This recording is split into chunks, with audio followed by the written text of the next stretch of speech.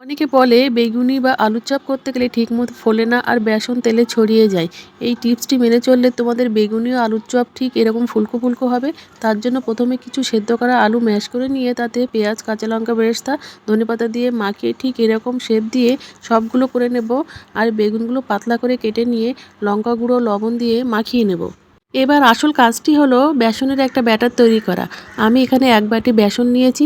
বেসনগুলো একটু ভালো করে চেলে নিয়েছি।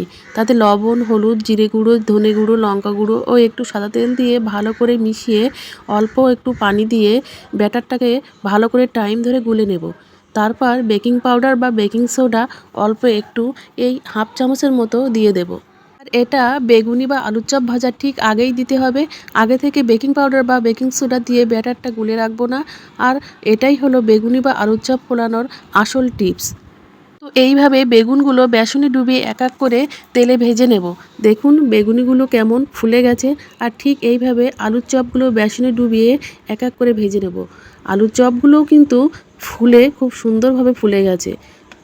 তো তোমাদের যদি আমার এই ভিডিওটি ভালো লাগে অবশ্যই কমেন্ট করে জানাবে, তাহলে উৎসাহ পেয়ে আরও নতুন নতুন ভিডিও নিয়ে তোমাদের সামনে হাজির হব। আজকের মতো বিদায়, টাটা। কথা হবে অন্য কোনো নতুন কোনো ভিডিওতে। তো তোমরা সবাই ভালো থেকো, সুস্থ থেকো। তোমাদের জন্য অনেক অনেক ভালোবাসা রইল।